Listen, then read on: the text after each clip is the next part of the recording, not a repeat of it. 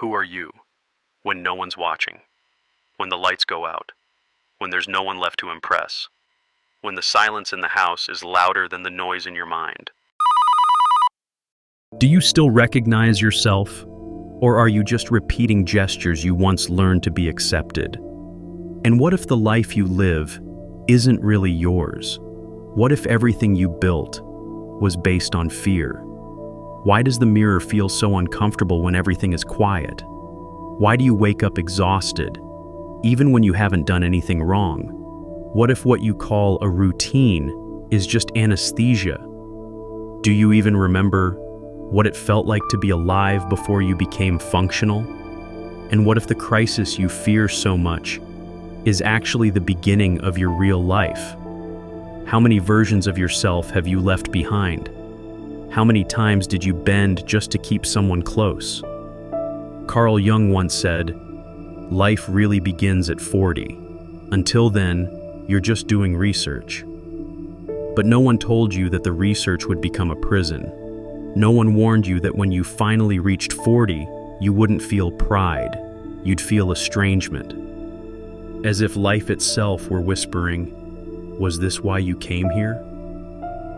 You followed the steps, you played by the rules, you did everything right.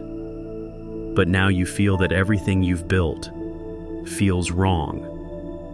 Not because it's broken, but because it was never whole.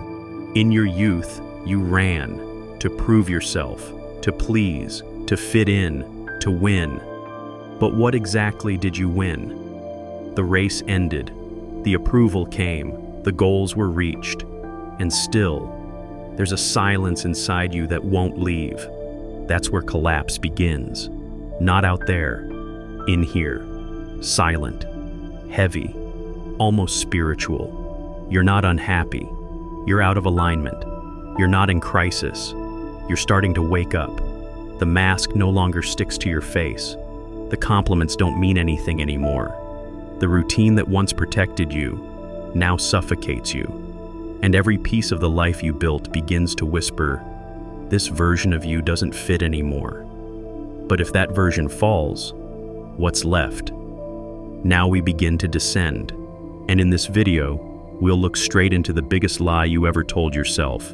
And maybe you told it so well, it became who you are. The persona. You learned early on what you needed to become. The polite child, the hardworking professional, the stable partner, the functional adult, the strong one, the mature one, the right one. You understood the game, and you played it well. You learned how to say what pleased others, how to hide what disturbed them, how to smile with surgical precision. You were rewarded, applauded, and inside, you began to disappear. Carl Jung called this the persona, the social mask we wear to operate in the world. It's not fake, it's necessary. But the problem begins when you forget it's a mask. And one day, you forgot. You got used to the praise, to the approval, to the comfort of being the example. But in the process, you forgot how to be whole. The persona doesn't cry too much, doesn't speak too loud, doesn't feel anger. It's balanced, kind, efficient, and completely emptied of truth. It doesn't live, it performs. And the worst part? You started to believe it was you. You looked in the mirror and saw the role. You felt something screaming inside, but you answered, "I'm fine." You wanted to leave, but said, "Of course you can count on me." You wanted to scream, but you smiled and changed the subject. The persona is praised by everyone, except by you, because it works, but doesn't feel. It pleases, but doesn't breathe. And then, the body starts to react. The exhaustion becomes pain. The anxiety turns to insomnia. Your stomach tightens, your throat closes, your chest aches. It's not illness. It's you trying to escape from yourself. Jung said, "The great challenge of midlife is to stop living for the persona and begin living for the soul." But that hurts, because the mask became protection. You built everything from it: your career, your relationships, your entire identity. Taking off that mask now feels like risking it all. But the real question is it worth keeping all this if you're not even whole inside it? The persona has an expiration date. It protects until it starts to suffocate. And when it begins to crack, you feel like you're betraying everyone. But deep down, you're just trying to stop betraying yourself. Stay with me in this video, because from here on, we go even deeper. What you repressed to be accepted didn't disappear. It's been watching you from the dark. The shadow is alive, and it's starving. You tried so hard to be everything they expected: polite, productive, rational. You suppressed what hurt, swallowed what scared you, hid what could be misunderstood. And you thought that made you stronger, more evolved, more mature. But it didn't disappear. It stayed in the dark, watching. Carl Jung called this the shadow. Everything you rejected about yourself, everything you hid to be accepted, everything you buried to be loved. The shadow doesn't scream. It waits. It doesn't confront. It approaches silently. In the dreams you refuse to remember, in the anger you feel but never admit, in the envy you hide behind sarcasm, in the pleasure you judge in others, but secretly crave. You became too functional, too clean, too controlled, and now, everything you buried is running the show from within, because what's rejected doesn't vanish. It ferments, it twists, and one day, it erupts, not against the world, against you. The shadow drives your strangest reactions. That sudden outburst you can't explain, that contempt for people who live freely, that lingering guilt, even when no one blamed you. You say you're fine, but you're angry and don't know why. You say you love, but avoid real closeness. You say you trust, but sabotage connection, because the shadow knows, and you feel it. Something inside you isn't at peace. Jung said, "The shadow is a moral problem that challenges the whole ego personality. Integrating it requires more than insight. It requires pain. You'll have to face what you've always avoided. You'll have to admit that what scares you most is yourself. And only then can you choose with awareness. Because until that moment, who chooses for you is the trauma, the fear, the guilt you never processed, the part of your story you labeled a mistake instead of a wound. But integrating the shadow doesn't make you a saint. It makes you whole. Now stay sharp, stay completely aware, because we're reaching the rupture point, the collapse of identity, when your career no longer satisfies, when your relationships feel like scripted roles, when your life starts falling apart, not as a punishment, but as a release. This is the dismantling. You learned how to hide the pain, the anger, the doubt, the envy. You learned how to smile, to stay composed, to move on. And you thought that hiding was winning, but it's not. Everything you hide watches you from the inside, in the dark. Carl Jung called it the shadow, the part of you that was never accepted, not by others, not by yourself. It lives in silence, in the discomfort you feel when you see someone doing what you never allowed yourself to do, in the contempt you feel for those who live too freely, in the guilt that haunts you after every outburst masked as just venting. You suppressed everything, and everything grew stronger. The shadow doesn't vanish. It waits, patiently, until the moment you're too vulnerable to hold it back. And then, it takes the wheel. You say things you didn't mean, do things you swore you wouldn't. And later, you apologize for something you don't even understand. The shadow knows. It knows every piece of you that you tried to erase. And the more you deny it, the more it sabotages you. Because what isn't integrated is projected. And what's projected becomes a battle. You start fighting others. Without realizing you're fighting yourself. The shadow shows up in relationships, in triggers, in irritation that makes no sense, in jealousy that hides behind jokes, in sadness you call just tired, in isolation you name, I just need space. You're not in crisis. You're being watched by everything you swallowed, and everything swallowed ferments, and everything that ferments eventually overflows. Jung said, the shadow only becomes dangerous when you refuse to know it, because what you don't accept controls you. You don't need to become someone better. You need to become whole, and that only happens when you stop running and start facing yourself. In the next half of the video, what you built so carefully begins to crack. Your career, your marriage, your image. Everything starts to collapse. But maybe it's not destruction. Maybe it's liberation. It doesn't happen all at once. It's subtle, almost invisible at first. You walk into work and feel like you're pretending. You smile and your face feels heavy. You hug someone and the touch doesn't reach you anymore. What once felt like life now feels like a set piece. Carl Jung said that midlife is not the end. It's the moment when everything held together by the persona begins to crack, and you feel it. You can't explain it, but you feel it.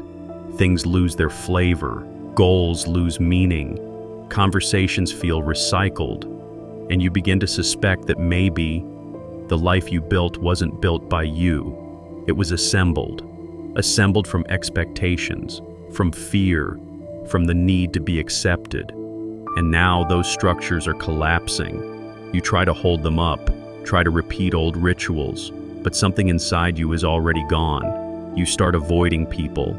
You lose patience with what you once tolerated. You feel like you're betraying something, not others, but yourself. And that's terrifying. Because everything you have is tied to that version of you, your career, your family, your friends. To dismantle that feels unthinkable, ungrateful, even cruel. But there comes a point when keeping what you've built means betraying who you're becoming, and that point is now. People start saying you've changed, that you're quiet, more distant. You answer with a smile. But deep down, you know, you're finally coming home. Because living inside a functional lie is living outside yourself. And now, for the first time, you feel like you can begin again. Not as someone who has all the answers, but as someone who finally stopped pretending. Jung said, you can't hold the new with hands still clinging to the old. Dismantling is the first form of freedom. But freedom doesn't come with flowers. It comes with fear, with loss, with sleepless nights, with regret, and then with silence. The kind of silence that finally feels like yours. In the next part, we're going to talk about that silence, about the emptiness that frightens, but also invites, a call to change. And the hardest part, how to change. How to feed the hunger you've carried for so long, a hunger that's not for success, not for validation, but for yourself. Something is missing, and you feel it. It's not money, it's not success, it's not love, it's you. But how do you search for something you've never fully had? How do you find yourself if you've spent your whole life performing? Carl Jung called this individuation, the process of becoming who you've always been. Beneath the mask, behind the shadow, beyond everyone's expectations. But it doesn't begin with discovery. It begins with loss. You lose excitement for the things that once thrilled you. You lose the urge to show up, to please, to belong. And in place of all that comes silence. Not a comforting silence, a strange one, as if something inside you has been waiting, ignored for far too long. At this point, most people run. They drown in work, get lost in distractions, fall back into hollow relationships, because sitting alone with this emptiness hurts. But Jung said, "He who looks outside dreams. He who looks inside awakens." The search for self doesn't start with answers. It starts with questions no one else can answer for you. You start to notice. You judged others because you couldn't accept parts of yourself. You felt anger toward those living the life you never had the courage to live. You called it too much because it reminded you of what you buried. It was all projection. And now, it's time to take down the mirrors, to stop blaming others, to stop waiting for someone to define you, to stop running. The search for yourself begins in the wilderness, when you walk with no map, when you feel like quitting and keep going anyway. Jung said the self speaks, but it doesn't shout. It whispers, in dreams, in symptoms, in those quiet intuitions you learn to ignore. You have to listen. And listening often means losing the world to find yourself. This is not enlightenment, it's excavation. You don't find the true self on a stage. You find it buried beneath the wreckage of all the roles you played to be loved. And when you finally find it, there's no applause, just peace. A strange peace, imperfect, but yours. In the next and final BE part, the clean break, the acceptance of who you are, of what you never became, of what you still can be. Life truly begins, not when everything fits, but when you finally stop running from yourself. Life begins when the illusion ends, when everything you built to please others crumbles, when everything you held on to out of fear collapses, and what's left is you. Not the version of you that gets applause, the one who sits in the dark and no longer needs to perform. Carl Jung said true maturity isn't about becoming someone better, it's about becoming whole. You don't set yourself free by winning, you set yourself free by accepting the light and the shadow, the love and the anger, what you achieved and what you lost. You stop demanding answers and start living the questions. You don't heal because you found your purpose. You heal because you stopped lying.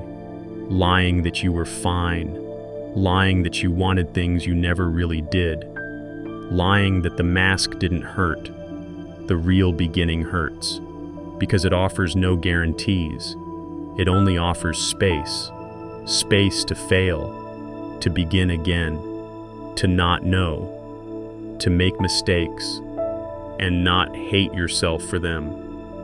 Jung said, "To accept oneself completely is the most terrifying and the most liberating act." And this is where you finally understand. You never needed to be perfect. You just needed to be real. The life that begins after 40 is the first one you live without asking for permission, without following the script, without needing the crowd.